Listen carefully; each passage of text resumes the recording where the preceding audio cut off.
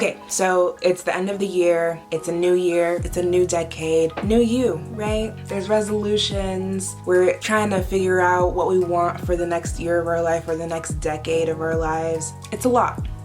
No pressure. And even if you're not watching this at the end of a year or towards the new year, whatever, anytime that we're looking at starting something new, creating something different in our lives or in our world, it requires us to create new habits. So if you want to feel more energized in your day, you might need to change the way that you are showing up in relationship to your food, or how you wake up in the morning, or whatever is influencing that. But you'll have to change some of the habits that you have around your energy. And if we're talking on a bigger scale, if you're wanting to make this world more affirming to folks of a variety of gender identities, then you'll have to change some of the habits about how you relate to gender and potentially support others in doing that. So whether you are trying to create change in the world or change in your life or both, whatever made you click on this video, I am excited to dig into this and dig into what it takes to actually create new habits so that you can create different realities in your life or in our world or in your communities. And we'll get into it. But first, if you're new to me, my name is Andrea. I create content and programs for people who have a vision for change in the world, or at the very least want to contribute to it, and they know that something different, something better in the world is possible. So if that's you, you are in the right place. I really believe, and everything that I do is rooted in an understanding that you are the system and the revolution. So what you do with who you are and what you have matters. And that is why we're talking about starting new habits and how to stick with them. So right now, there are so many habits that I'm working on forming on multiple levels of my life. I have, in one area of my life, I am working on learning how to play the piano. And what that requires from me is to get into the habit of practicing and get in the habit of going to my piano, sitting down, opening up the app that I use, which I think is called SimplyPiano, and sitting there for at least 10 minutes. So that's a habit that I have to form. I'm also working on really listening to my intuition, or what I call God. You might call it just a life force running through you, or Allah, or your guides, or your ancestors, or whatever. But I'm working on listening more, making more space for the innate knowing that I have within me. No big deal. And that requires me to get into the habit of getting a little quiet, making a little bit of space, asking myself what's here that I need to know, writing more. And then I'm also always working on how I relate to gender, especially around pronouns. And so one of the things that I have been working on for the last 3, 4, 5 years is not assuming people's gender. And that's a habit, because we have a habit of looking at someone, and because they have certain markers that we associate with usually either feminine qualities or masculine qualities, we immediately apply, you're a he, you're a she. But that's not true. It's not true. So I am working on getting in the habit of catching myself when I immediately assign gender to someone when I don't know how they are experiencing or identifying their gender. And then I really want to wake up earlier. I would really love that. And I actually did. I woke up a little early this morning. I went back to sleep after, but I did the thing that I set out to do, which is wake up. I didn't promise myself that I would stay awake. But this morning I just wanted to wake up earlier. I know that for me, waking up earlier, being up around like 6, 7, I just have a better day usually. I'm just in a better mood. I feel more of use, not necessarily productive, but I feel more like, yeah, like I'm really here. I'm engaged. I'm living life. And so I really want to get into the practice of that and really into the habit of it. And it's a challenge because I'm also a night owl and I love staying up really late. So that's something that I'm also working on. And then there's YouTube, where I am doing something that's newer for me and requires me to get into the habit of sitting down in this chair or sitting down in my living room or wherever I am in the world, opening up my camera and pressing record, and then not only pressing record, but then taking the files, putting them on my computer, editing them, and then pressing publish, which is the hardest part. It's the hardest part. I have to get into the habit of that, which has been really difficult because there's so many parts, but the hardest part for me is pressing publish because then I don't have control anymore, really. I have control over what I say here while I'm recording. I have control over when I sit down to record. I have control over how I edit and like what the final product looks like.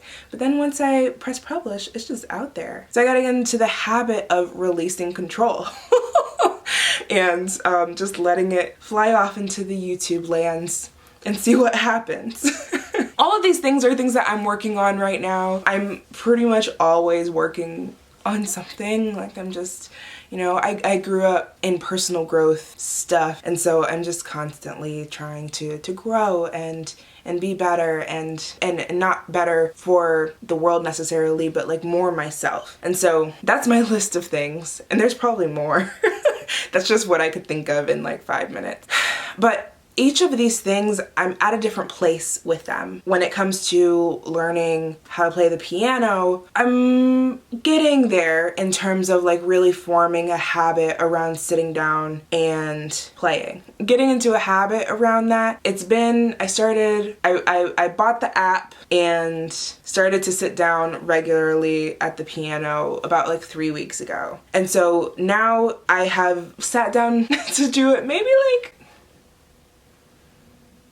6 times since then. It's easier now for me to be like, okay, time to go to the piano and do a little practice with not assuming people's pronouns. I've been working on that for years. And it's something that I just have to catch in the moment and shift once I catch it. But I have a lot of practice with that, so it's not so much a conscious choice anymore as it was when I first became aware that, oh, not everybody identifies with the pronouns that I think they have. So I need to change something. Back then it was tough.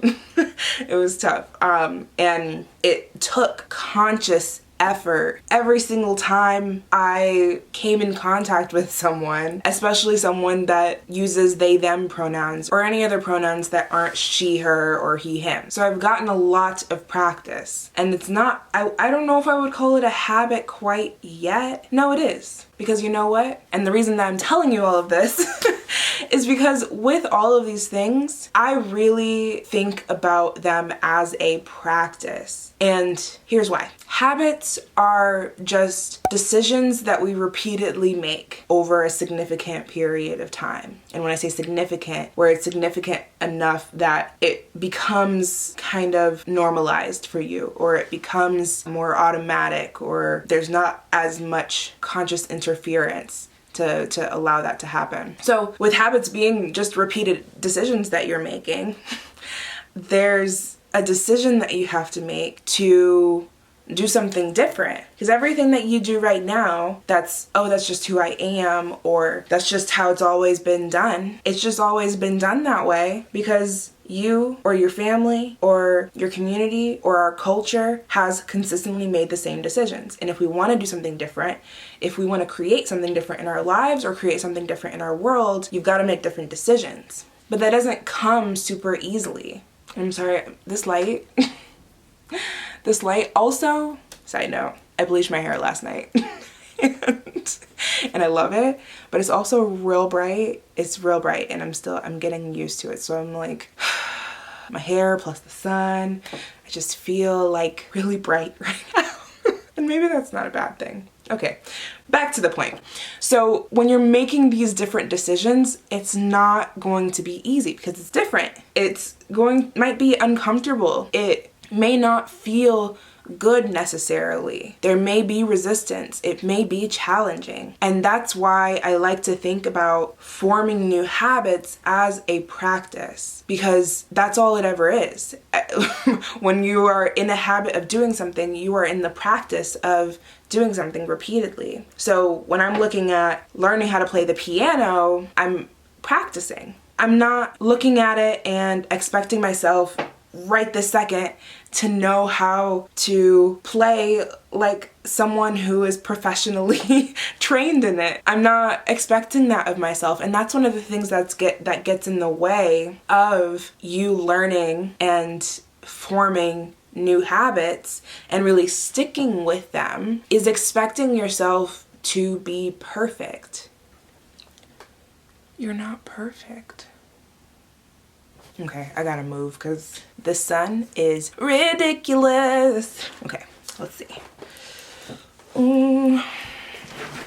She's still bright. She's still bright. Okay. No, I just gotta move. I just got to move. So we're gonna move. All right.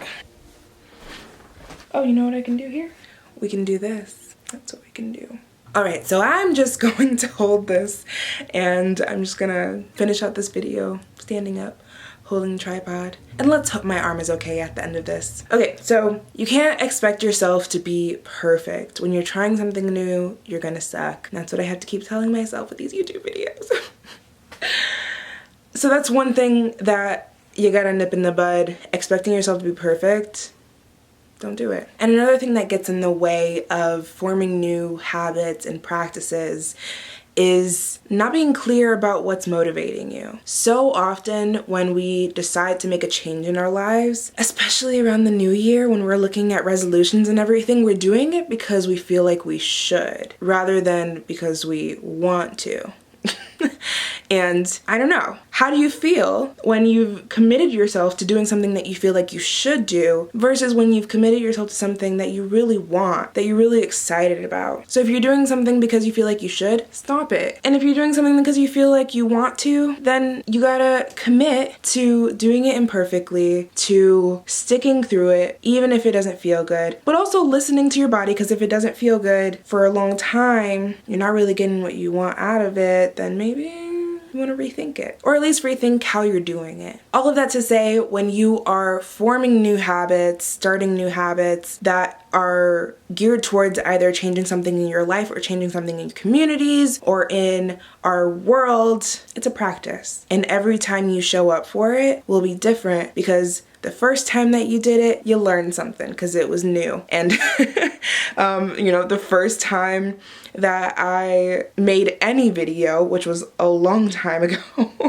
the first time I did it, I learned so much from it, which made it easier for me to show up and do this video today. And I know that with YouTube, the more that I continue to sit or stand and press record and edit and publish, the more I'll learn and the better I'll get at it and the more fun it will become. And it won't always be rainbows and butterflies, but I will become the person that I want to be in the world. And that is why I'm here. That's why I'm learning how to play the piano. That's why I am working on not assuming people's gender pronouns and so much more. So I'm really curious, what are some of the new habits that you're working on forming? Can you share that with me in the comments? I would love to hear about that and also to just cheer you on and support you. Let me know. And until next time, it's not time for that. And if this video affirmed, inspired, or challenged you in any way, please make sure to like and subscribe and hit that notification button. And if you have any questions or anything that came up for you from this video that you want to share with me, please share it in the comments or DM me on Instagram. And until next time, go forth and be the revolution.